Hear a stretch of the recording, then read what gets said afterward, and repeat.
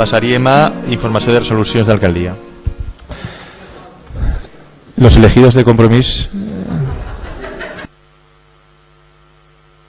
Sí, nosaltres, des de la ignorància, però des de la responsabilitat de l'oposició, perquè una bona oposició fa un bon govern. O sigui, nosaltres incompliríem la nostra obligació de fiscalitzar si callàrem i pegàrem, no? Acatàrem totes les vostres mesures, bones i dolentes, de tot n'hi ha. Ens ha sorprès novament el tema de l'arxivament d'un expedient d'inici d'activitat i comunicació ambiental d'una activitat en Bonaire, en cas concret de dues activitats en Bonaire, i en tots dos casos resulta que hi ha un informe policial que diu que ja no hi ha cas perquè hi ha una altra activitat.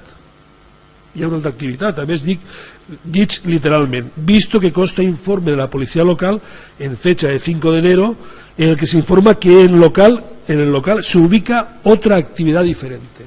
És a dir, es prenen el pèl amb tota garantia. Vull dir, el fet de no existir un inspector de tributs, un inspector que fiscalitze d'una forma directa les activitats, i és una de les coses que nosaltres hem reivindicat ja quan se negociava l'RPT. Vos comentàvem, caldria recuperar el tema de la inspecció tributària perquè es prenen el pèl. Així tenim la prova, 2 llicències d'obertura que se paralitzen perquè és que hi ha una altra activitat. I en el mateix sentit hi ha després una altra resolució. Hi ha dues activitats que ja tenen una activitat prèvia que no és la que està sobre la qual es demana permís. Hi ha una altra resolució que és la 2349 en la qual Riofisa es demana interessos de demora per una mala aplicació de l'IBI.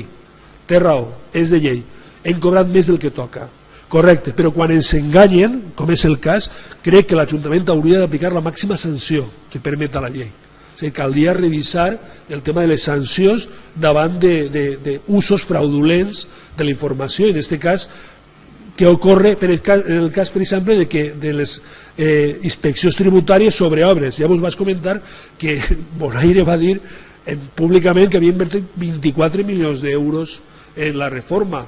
Fent càlculs es tocaven més d'1 milió d'euros d'ingressos.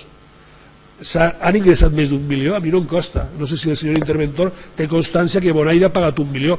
És que podíem agarrar directament les declaracions en premsa i dir, atengueu, vosaltres declareu en premsa que heu gastat 24 milions, heu pagat arreglo aquests 24 milions o simplement és un farol?